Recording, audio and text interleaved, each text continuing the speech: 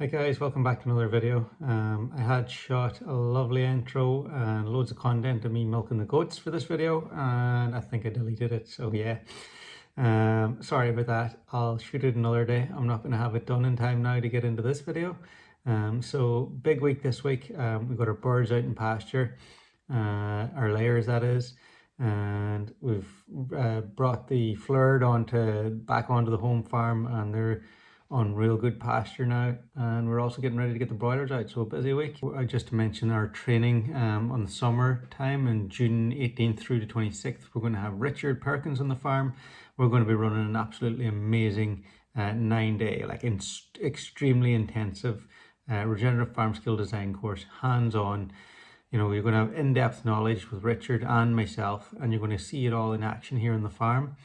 And it's filling up very fast. There's only a few seats left on it, so if you're thinking about it, you really need to get in there. And there's going to be people from all around the world in that training, so I'm really looking forward to hearing about all these different projects and farms that are going to be appearing or are already in existence around the world. It's just going to be a really fun time at the farm. It's something I've been really looking forward to, setting up a centre like the farm, and how it will draw people with all these different life experience and also different ideas around farming. So I'm super looking forward to it.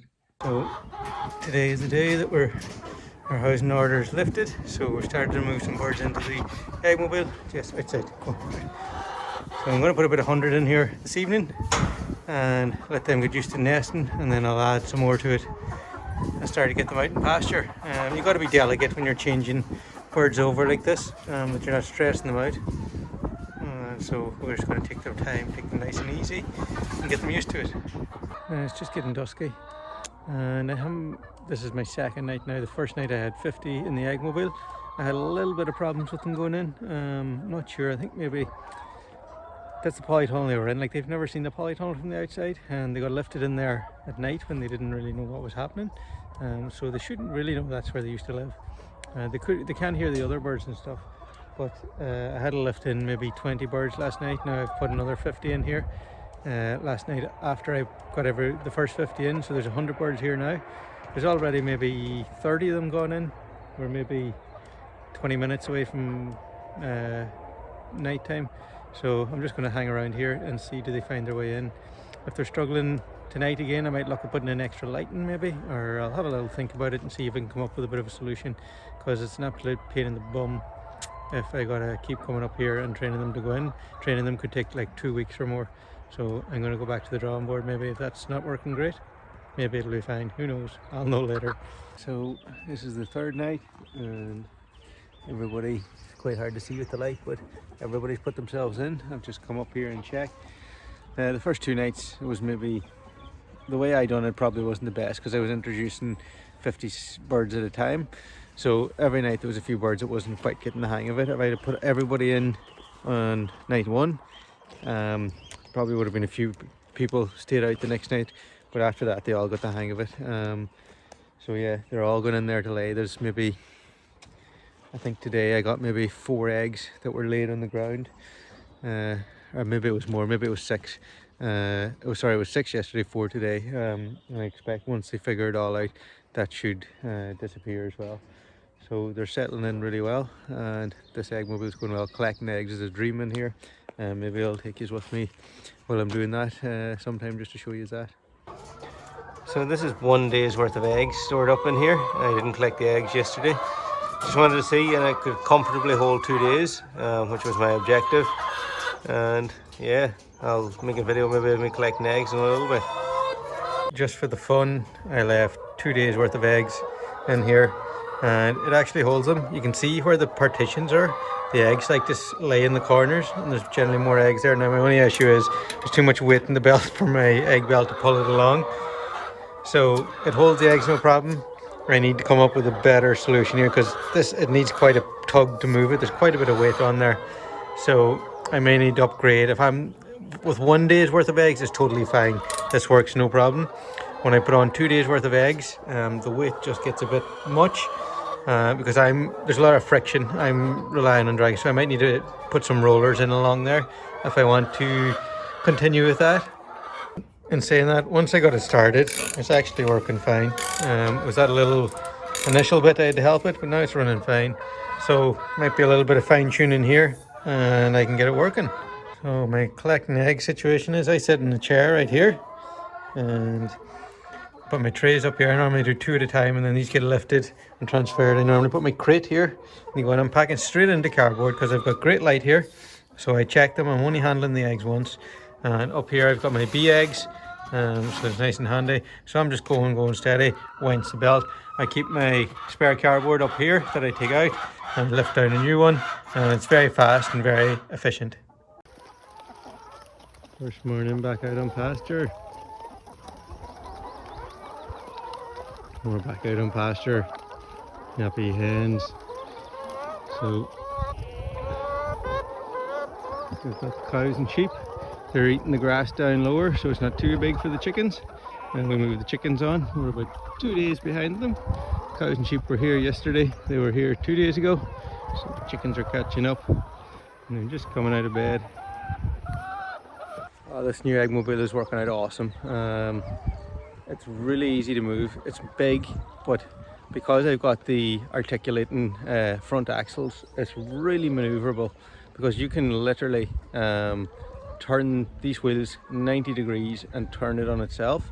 So I'm still figuring out how I move around the farm, how I go through the tree lanes and stuff, but I was worried it was going to be really big and awkward. But it is so maneuverable because of that fact. It's actually, I think, more maneuverable than my older Eggmobiles because they had to turn on their own axis. And yeah, it's really working well. The nest boxes are awesome. The birds seem to be taking into it very well. There was the first couple of nights, I think it was more the way I put them in, but everybody's going in perfect at night. The solar panel is working a dream. It'll be interesting now. We've had, for most of the time I've had it out and been using it, it's been really sunny. So we've had some overcast days now. I want to see have I a big enough battery in there.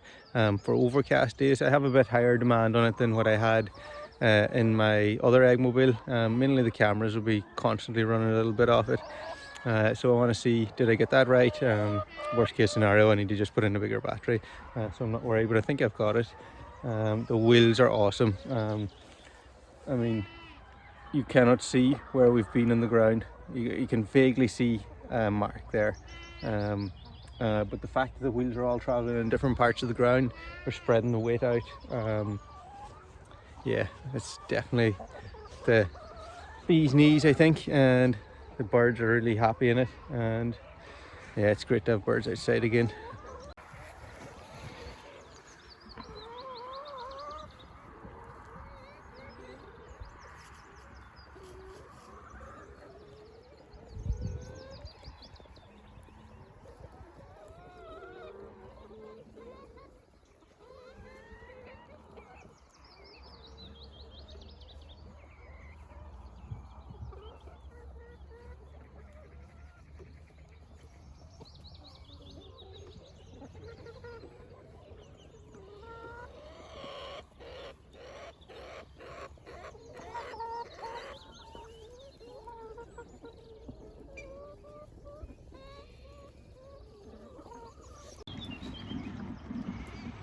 So we haven't had any rain now for almost 2 weeks, and these pigs have been in this paddock for pretty much the length of that time. You can see everything's fine, rosy, looks lovely. Okay, we're due rain and quite a bit of rain in the for next week, so I'm going to leave the pigs here for a little bit and we'll come back and we'll see exactly what happens once you add a little bit of rain. I think the Dexters like the hill. Nice open dry run for them.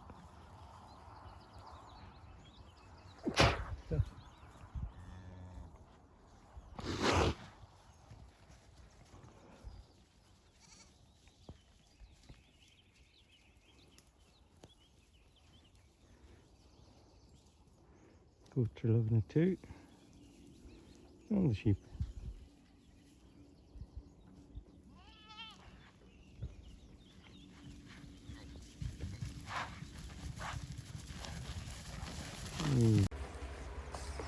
I'm just setting up for a tour here, and so this is a general. It's really wet and there's rain in the forecast for the next few days.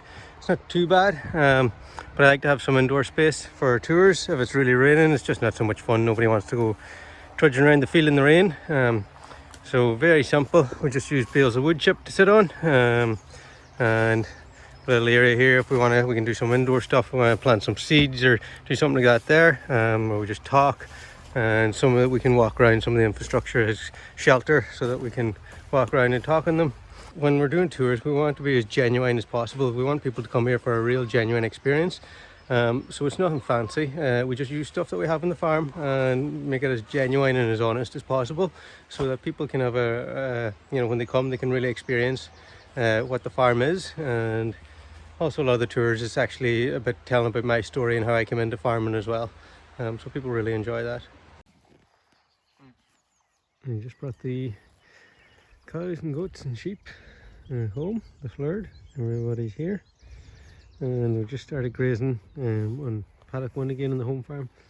I don't ordinarily, I normally put up an electric fence between the main fence and the paddock we're in because the goats can be quite severe. You can see this guy here is climbing on the fence now.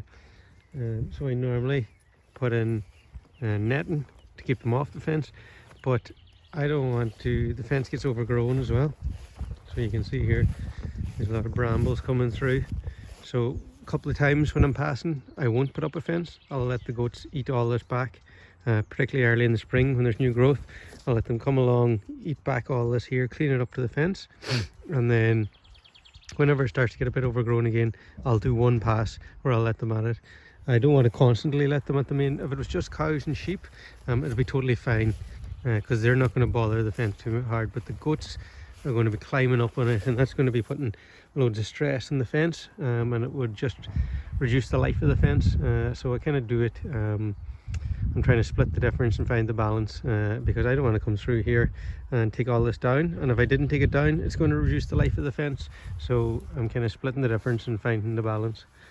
But we've had some rain yesterday and today, and we didn't have rain for about, I guess, maybe 7 or 10 days. It was just getting a little dry, and just with this 2 days of rain, the growth has really taken off. You can see now we've got a lush grass. Everybody's happy. Come on guys. Guys are a wee bit slow figuring this one out. It's a bit awkward. Let's go get them.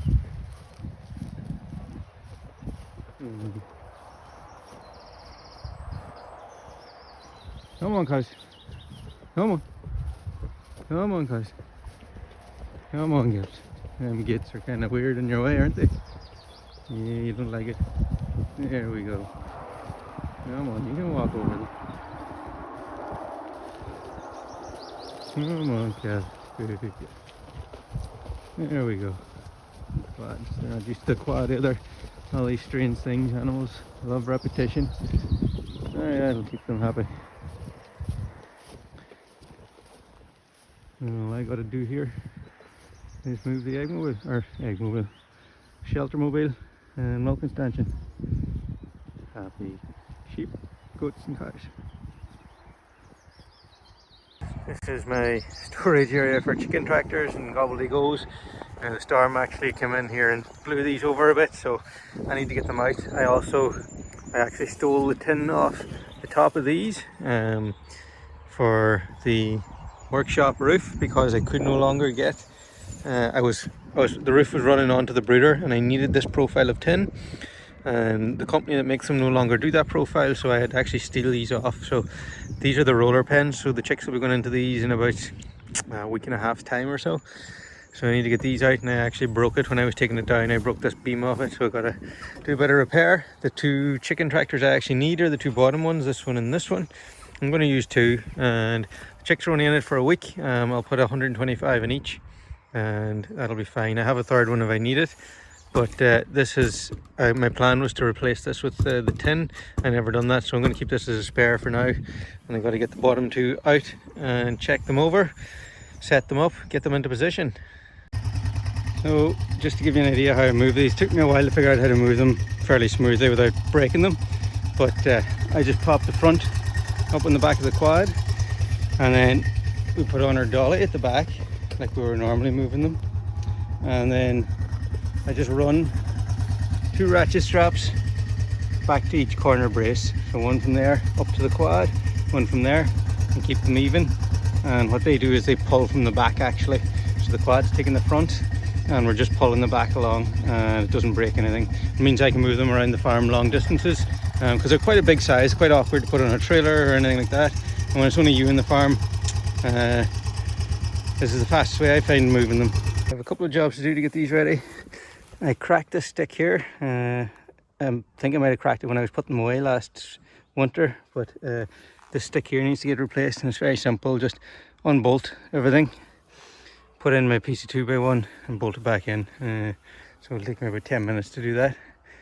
That'll be no problem. I need to fit my waters. I've got bell waters that have to go hang in here and put on my buckets for water.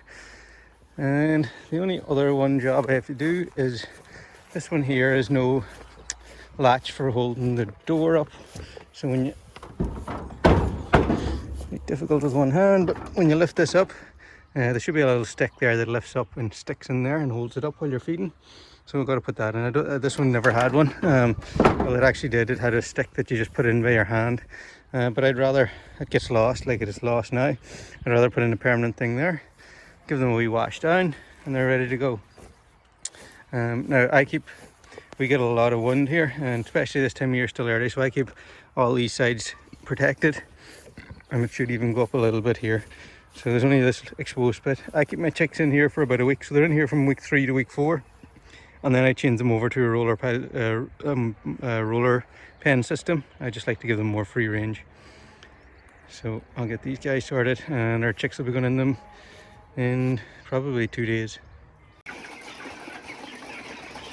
These guys are really growing, and we've moved on to the pellet now. We've moved over from the crumb, and we generally do that over a week. We don't just change over to a pellet straight away. We start to mix it slowly, like 20-80, then 60-40, then 50-50, and so on, so they get used to the bigger pellets. And we're also giving them some poultry grit to help break that down. Now these guys will hopefully go out tomorrow.